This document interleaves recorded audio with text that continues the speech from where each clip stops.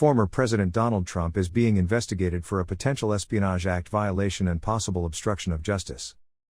According to the unsealed warrant for the unprecedented FBI raid of his Mar-a-Lago home. The unsealed search warrant cited 18 U.S. Code 793, part of the Espionage Act, related to gathering, transmitting, or losing defense information. The warrant also pointed to 18 U.S. Code 2071 on concealment, removal, or mutilation generally, and 18 U.S. Code 1519 on destruction, alteration, or falsification of records in federal investigations and bankruptcy. The latter relates to potential obstruction of justice. Magistrate Judge Bruce Reinhart ordered the warrant unsealed after the Justice Department told the court that Trump wasn't objecting to it being made public. The Biden administration is in obvious damage control after their botched raid where they seized the president's picture books, a handwritten note, and declassified documents. Trump spokesman Taylor Budowich. Attorney General Merrick Garland announced that the Justice Department requested permission from the federal court to unseal the court-approved search warrant that authorized its raid.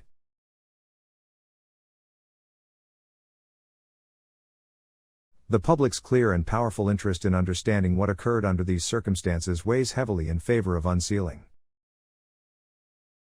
The search by the FBI was reportedly to boxes of materials Trump brought back with him to his Florida resort after leaving office. Former US President Donald Trump is being investigated for possible violations of the Espionage Act. According to a search warrant, the FBI took 11 sets of classified files in a search of his home in Florida this week that allegedly contained top-secret material that could cause exceptionally grave damage to US national security. To discuss this, I'm now joined by political analyst at Curtin University, Professor Joe Siracusa. Professor, good to see you. How big are Donald Trump's problems here? Good afternoon. Good to see you too.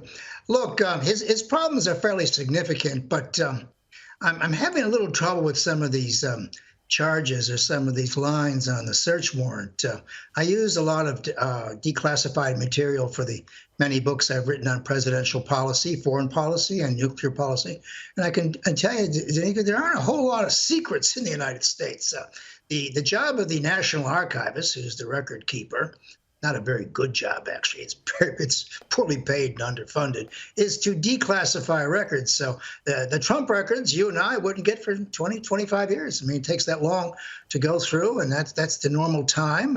And so the president, of course, like the Pope, can do anything he wants. He can declassify documents up until his last minute in office and make things available to people. But to suggest that he's harboring documents that are of vital importance in the United States, that doesn't make any sense. What I think is the president was playing chicken with the Biden government, and that is he wanted them to overreach. Now, they've tried to reach him a couple of times. That is the Department of Justice. They were going to subpoena him, but that didn't work so well. But they did go to see him about returning these documents, which, by the way, were tipped off by an informant. Who's that? Disgruntled member of the family, the gardener, the maid, the pizza driver? I don't know. Somebody told the FBI. But and so anyway, the Biden government may have overreacted here. They raided his office. Now they like to say that it was just an execution search warrant. Then 30 people showed up and spent 9.5 hours in his residential premises in Mar-a-Lago. And that they brought a safecracker with them. They got into the safe as well.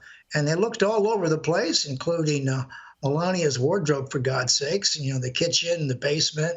And they're looking any place where you can put a box of information. They say they collected 11 of them. Now, these charges, particularly the Espionage Act or mutilating documents, I find slightly ridiculous, and they're not going to hold. And keep in mind, they've gone after this guy over 2 impeachments, the Mueller report, and now January 6th. And so I think the Attorney General, who, by the way, is 7th in line to the American presidency in the succession line, I think he may have overreacted here because Trump knows he doesn't have anything that's going to send him to jail. But what he's done, of course, is built a groundswell among the Republican base, and there are a lot of independents and maybe Democrats. Now, Danica, Americans have a special place for the Second Amendment. about 50% claim they have the right to bear arms. But about 90% of Americans, they love the Fourth Amendment, which is freedom from unreasonable search and seizure, which all search warrants are based on. And a man's house is his castle. And you better have a pretty damn good reason for coming through the door with 30 FBI officers staying 9.5 hours and going through every drawer and cabinet in the place. I mean, that irritates a lot of people. And a lot of people who don't even like Donald Trump would come to his defense on that. So I'd say the president was playing chicken with the Biden administration, and the attorney general jumped, and he's played right into Trump's hands in terms of the 2022 midterm elections and the 2024 things, because now he has the grievance that he wants. So could this investigation possibly stop Donald Trump from running in 2024? No, only an act of God will stop him from running. It's only poor health. Look, he's going to run just because he's ornery. But you know, the really interesting thing, Nick, is this. If he does win a run, and he will win if he runs, he's only allowed one term. He can't go 2 terms because the Constitution limits him to 2 terms in office. He's already had 1. So he'd be a lame duck president the day he got into office. So that's a whole nother story. I mean, the issue there would be who would be his vice president and all the rest of it. But look, this is incredibly high drama. No one raids the home of a president unless you have a good reason. And then when you get there and find out it's not a really very good reason. And this idea that he holds nuclear weapons material. Look, when the president leaves the office, his menus become classified information, everything. And whether it's secret, top secret, or classified or confidential. And that has to be declassified by the National Archivist. But for the archivist to go running to the Department of Justice and say there is a document missing, there's some documents seem to be missing, or there seems to be something wrong based on an informant.